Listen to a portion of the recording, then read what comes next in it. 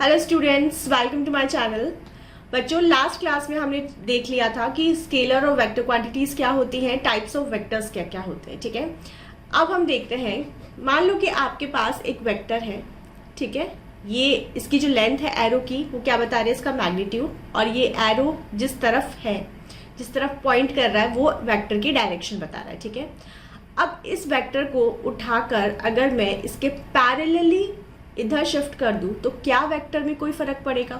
कोई फर्क नहीं पड़ेगा। ठीक है, क्योंकि वेक्टर की ना तो मैंने लेंथ चेंज करी है, ना ही मैंने इसका डायरेक्शन किया है, जस्ट मैंने इसको पैरेलली शिफ्ट कर दिया है। ठीक है, अगर मान लो कि कोई एक वेक्टर ऐसे है तो मैं इसको जस्ट पैरेलली शिफ्ट करने का मतलब क्या है, बिल्कुल एज इट इज उठा के नीचे रख दो। ठीक है, तो ना तो हम इसकी लेंथ में चेंजेस कर रहे हैं और ना ही हमने इसकी डायरेक्शन में चेंजेस कर रहे हैं। ठीक है, जस्ट पैरेलली उठा के हमने इसको शिफ्ट कर दिया है। इसको कहते हैं आप पैरेलल शिफ्टिंग, पैरेलल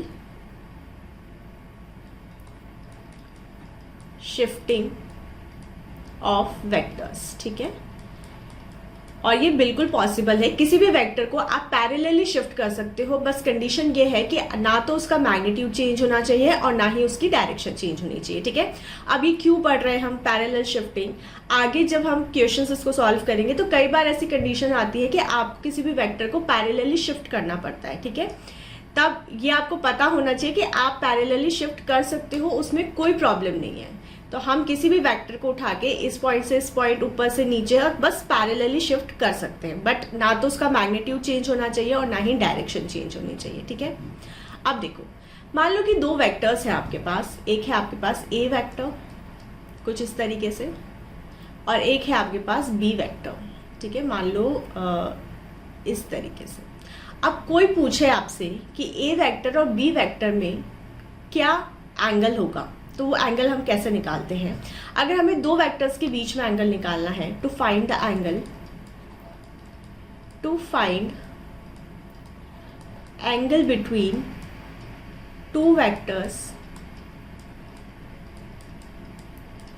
तो सबसे पहला काम जो हमें करना होता है वो ये कि दोनों वेक्टर्स को टेल टू टेल कनेक्ट करना होता है। ठीक है, ये जो होती है ये वेक्टर की टेल होती है और ये इसका हेड होता है। ठीक है, तो ये टेल है और ये हेड है। तो to find the angle between two vectors we connect vectors by tail to tail. ठीक है, अब ये अगर हमें ए वेक्टर और बी वेक्टर के बीच में वो एंगल निकालना है तो सबसे पहले मैं क्या करूंगी, इस बी वेक्टर को उठा के पैरेलली कहाँ शिफ्ट कर देंगे, हम दूसरे कलर से बना लेते हैं। ठीक है, इसको उठा के पैरेलली ऊपर की तरफ शिफ्ट करूंगी, तो पैरेलली ऊपर की तरफ शिफ्ट करूंगी तो ये वेक्टर कुछ इस तरीके से आ जाएगा। ठीक है, इसकी ना तो डायरेक्शन चेंज हुई है और ना ही इसका मैग्नीट्यूड चेंज हुआ है। अब देखो, इन दोनों के बीच में जो एंगल होगा वो क्या होगा, दो वेक्टर्स के बीच का एंगल। ठीक है, तो जब भी आपको दो वेक्टर्स के बीच में एंगल फाइंड आउट करना होता है तो सबसे पहले आप देखो कि इन दोनों, क्या वो दोनों आपस में टेल टू टेल कनेक्टेड है। देखो, या तो टेल टू टेल कनेक्ट हो या फिर हेड टू हेड कनेक्ट हो तो भी चलेगा। ठीक है, तो इसको हम कुछ एग्जांपल्स के थ्रू समझते हैं। मान लो कि एक वेक्टर है आपके पास। ठीक है, ये है आपका ए वेक्टर और दूसरा वेक्टर कुछ इस तरीके से आपका बी वेक्टर। ठीक है, ये वाला एंगल कितना है आपका 60 डिग्री, तो ये वाला होगा आपका 300 डिग्री। ठीक है, अब दो वेक्टर्स के बीच में दो एंगल्स पॉसिबल है। सबसे पहले तो हमने इनको टेल टू टेल कनेक्ट कर दिया। ठीक है, अब एंगल क्या 60 डिग्री हो सकता है इनके बीच में या 300 डिग्री हो सकता है, तो कौन सा चूज करें? दो वेक्टर्स के बीच का एंगल दो हो सकते हैं, या तो 60 हो सकता है या 300 है, तो कौन सा एंगल हमें चूज करना चाहिए? तो स्मॉलेस्ट एंगल हम चूज करते हैं। ठीक है, इन दोनों में से स्मॉल एंगल कौन सा है, 60 डिग्री। तो ए वेक्टर और बी वेक्टर के बीच का जो एंगल होगा वो कौन सा हो जाए, क्या हो जाएगा आपका 60 डिग्री। अब मान लो कि आपके पास कोई वेक्टर है आपका कुछ इस तरीके से, ये है आपका ए वेक्टर। ठीक है, और दूसरा आपका वेक्टर है ये बी वेक्टर। ठीक है, और ये वाला जो एंगल है आपका ये क्या है, 120 डिग्री है। अब कोई आपसे बोले कि आपको ए और बी के बीच में एंगल फाइंड आउट करना है तो कैसे करेंगे? ठीक है, तो सबसे पहली कंडीशन क्या है कि आपको वेक्टर्स को टेल टू टेल कनेक्ट करना है, ठीक है। ये इसकी टेल है, ये इसकी टेल है, तो अब सबसे पहले तो मुझे इसकी टेल को इसकी टेल से मैच करना होगा, ठीक है। तो हम क्या करेंगे, बी वेक्टर को उठा के या तो ऊपर पहुंचा देंगे या ए वाले वेक्टर को उठा के हम नीचे ले आएंगे, ठीक है। दोनों में से हम कुछ भी कर सकते हैं। तो हमने मान लो कि बी वेक्टर को ऊपर की तरफ शिफ्ट कर दिया, तो ये बी वेक्टर हो गया आपका, ठीक है। अब ये 120 डिग्री था, ये पूरा 180 है, तो ये कितना हो जाएगा आपका 180 माइनस 120 यानी कि 60 डिग्री। अब ये वाला जो वेक्टर है बी वेक्टर और ये वेक्टर, अब ये टेल टू टेल कनेक्ट है, ठीक है। और इन दोनों के बीच का जो एंगल है, जो स्मॉलेस्ट एंगल होगा वो क्या होगा आपका 60 डिग्री। तो मतलब ए वेक्टर और बी वेक्टर के बीच का जो एंगल हुआ वो क्या हो गया आपका 60 डिग्री हो गया, ठीक है।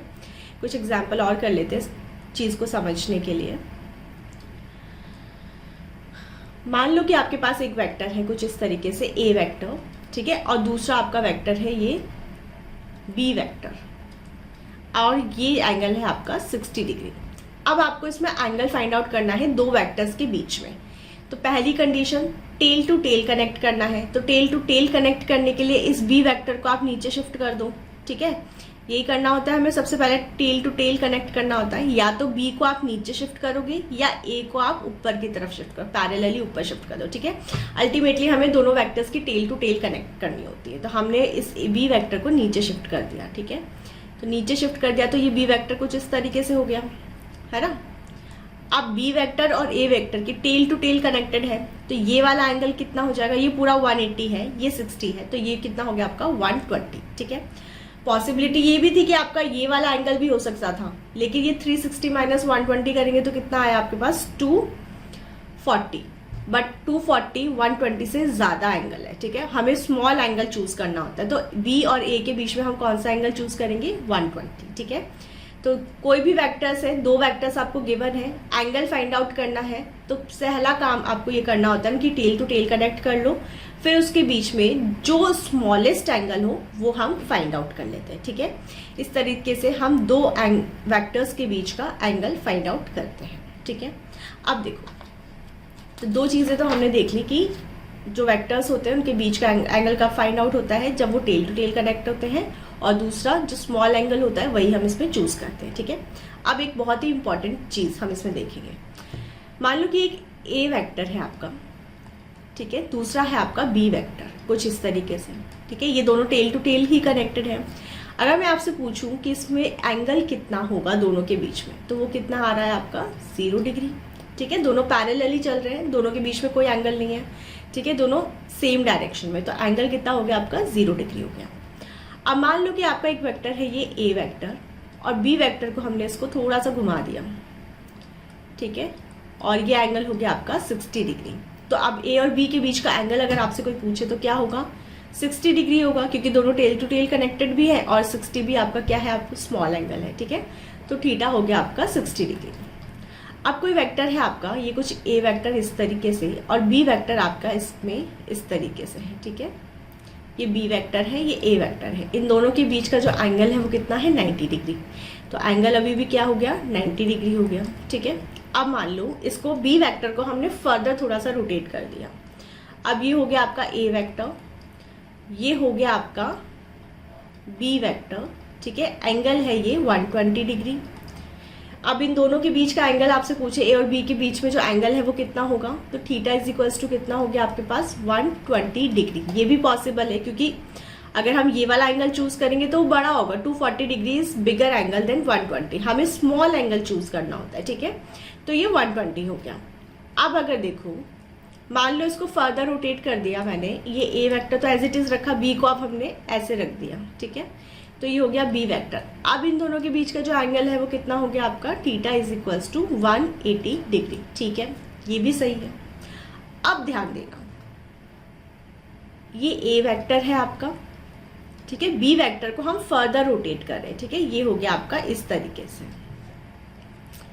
तो अब एंगल आप क्या चूज करोगे, मान लो कि ये एंगल आपका आ गया 120 और ये वाला एंगल आ गया आपका 240 डिग्री।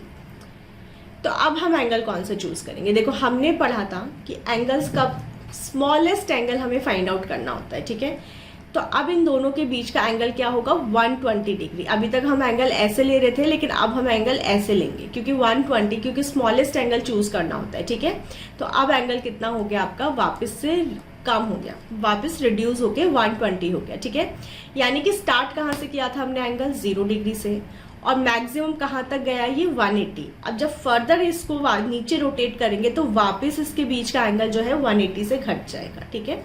तो इससे बहुत इंपॉर्टेंट कंक्लूजन आता है कि दो वेक्टर्स के बीच का जो एंगल है वो कहाँ से कहाँ तक वैरी कर सकता है, 0 डिग्री से लेकर 180 डिग्री तक, ठीक है।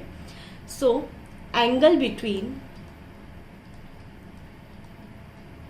Two vectors vary from 0 to 180 degree, ठीक है। ये बहुत इंपॉर्टेंट पॉइंट है। तो थीटा कहाँ से कहाँ तक हो सकता है, या तो 0 डिग्री हो सकता है या फिर आपका 180 डिग्री हो सकता है, ठीक है। सो इसको आप पॉइंट को नोट कर लो, और क्यों हो सकता है वो भी हमने देख लिया, ठीक है। चलो अब देखो, अब हम ये वेक्टर चैप्टर पढ़ ही क्यों रहे हैं। वेक्टर हम इसलिए पढ़ रहे हैं ताकि हम वेक्टर के अलजेब्रा को समझ सकें, ठीक है। स्केलर क्वांटिटीज को कैसे ऐड करना है, सब्ट्रैक्ट करना है, मल्टीप्लाई करना है, डिवाइड करना है, वो सब हम जानते हैं। लेकिन जब बात वेक्टर्स की आ जाती है, जब उसमें डायरेक्शन भी इंक्लूड हो जाती है, तब हम उसे कैसे ऐड करेंगे, कैसे सब्ट्रैक्ट करेंगे। क्या सेम तरीका ही होता है दोनों को ऐड करने का? क्या ईस्ट में जाती हुई चीज को हम वेस्ट में ऐड कर सकते हैं? चलो देखते हैं, ठीक है। तो दो वेक्टर्स है, मान लो आपको इसके दो मेथड्स होते हैं पॉपुलरली। पहला मेथड होता है आपका हेड टू टेल, या फिर triangle law of vector addition, ठीक है। दो रूल्स होते हैं। पहला रूल हम पढ़ेंगे triangle law of vector addition. अब ट्राइंगल लॉ नाम में क्या रखा हुआ है, ट्राइंगल, तो मतलब इसमें 3 साइड्स होंगी, ट्राइंगल बनाना होगा हमें, ठीक है। मान लो कि दो वेक्टर्स हैं आपके, कुछ ए वेक्टर है ये इस तरीके से, और दूसरा बी वेक्टर है आपका, मान लो ये बी वेक्टर, ठीक है। इन दोनों वेक्टर्स को आपको ऐड करना है। तो ऐड कैसे करना होता है, एक की हेड से दूसरे की टेल को हम इस तरह से कनेक्ट करते हैं कि दो साइड्स बन जाए एक ट्राइंगल की, ठीक है। तो हम पैरेलल शिफ्टिंग करेंगे, ठीक है। इस बी वेक्टर को उठाकर कुछ इस तरीके से रख देंगे, तो ये क्या हो गया, बी वेक्टर हो गया आपका, ठीक है। इसका हेड है और इसका टेल है, तो हमने क्या किया, हेड टू टेल कनेक्ट कर दिया, ठीक है। हेड टू टेल कनेक्ट कर दिया। अब कोई दो चीज को जब हम जोड़ते हैं तो हमें कुछ आंसर भी मिलता है, ठीक है। 2 + 3 करेंगे तो 5 मिलेगा, 1 + 2 करेंगे तो 3 मिलेगा। तो इसी तरीके से अगर हम ए वेक्टर को जोड़ रहे हैं बी वेक्टर से, तो कुछ तो हमें आंसर मिलेगा इसका, जिसको हम कह देते हैं, दो वेक्टर्स को जोड़ेंगे तो वेक्टर ही मिलेगा, ठीक है। स्केलर को जोड़ते तो स्केलर मिलता है, वेक्टर को जोड़ते तो वेक्टर मिलता है। तो दो वेक्टर्स को जोड़ के हमें एक वेक्टर मिलेगा आर वेक्टर, जिसको हम बोलते हैं रिजल्टेंट, ठीक है। और ये रिजल्टेंट कैसे होता है, ये होता है आपका tail of first vector to head of second vector, ठीक है। ये हो जाता है आपका आर वेक्टर, जिसमें फर्स्ट वेक्टर की टेल से टेल कनेक्ट होती है और सेकंड वेक्टर के हेड से हेड कनेक्ट होता है आपका आर वेक्टर का। और अगर आप इसको ध्यान से देखोगे तो ये क्या बना रहा है, एक ट्राइंगल बना रहा है। इसलिए इस लॉ को क्या बोलते हैं हम, या अब यहाँ पे हमने हेड टू टेल कनेक्ट किया है, इसलिए इस मेथड को हम हेड टू टेल भी कहते हैं। और ये तीनों वेक्टर्स मिलके एक ट्राइंगल बना रहे हैं, इसलिए हम इसको triangle law of vector addition कहते हैं, ठीक है। मतलब दो वेक्टर्स हैं आपके पास, ए वेक्टर और बी वेक्टर। अगर अब आपको उसको जोड़ना है तो हम क्या करेंगे, एक के हेड से दूसरे का टेल कनेक्ट कर देंगे, फिर दूसरे की टेल से पहले की टेल से दूसरे का हेड कनेक्ट करेंगे, जो साइड वो उन दोनों का क्या देगा, आपको वेक्टर एडिशन देगा, ठीक है। अब देखो, हमने ए वेक्टर प्लस बी वेक्टर किया तो हमें क्या मिल गया, आर वेक्टर मिल गया। ये हो गया आपका A vector plus B vector is equals to क्या हो गया आपके पास आर वेक्टर। अब ये भी एक वेक्टर है, मतलब इसके पास क्या होगा, एक तो मैग्नीट्यूड होगा और एक इसके पास क्या होगी, डायरेक्शन होगी।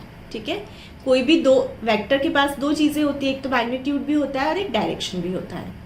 तो हमारे वेक्टर्स कुछ इस तरीके से थे, ये था आपका ए वेक्टर और बी वेक्टर हमने यहाँ पे जोड़ा था आपका बी वेक्टर। ठीक है, और इसका जो रिजल्टेंट आ रहा था वो किस तरह से आ रहा था, वो कुछ इस तरह से आपका रिजल्टेंट आ रहा था। ये था आपका रिजल्टेंट आर वेक्टर। ठीक है, अब देखो, अब इस आर वेक्टर का कुछ मैग्नीट्यूड होगा और इसका एक डायरेक्शन भी होगा। ठीक है, तो पहले तो हम देखते हैं ए और बी के बीच का जो एंगल है वो क्या है। हमें एंगल फाइंड आउट करना है। तो अभी तो ये हेड टू टेल कनेक्टेड है, हमें इनको टेल से टेल कनेक्ट करना होगा, तब हम इनके बीच का एंगल फाइंड आउट कर सकते हैं। ठीक है, अगर आप इसको पैरेलली शिफ्ट करोगे तो ये बी वेक्टर कुछ इस तरीके से होगा,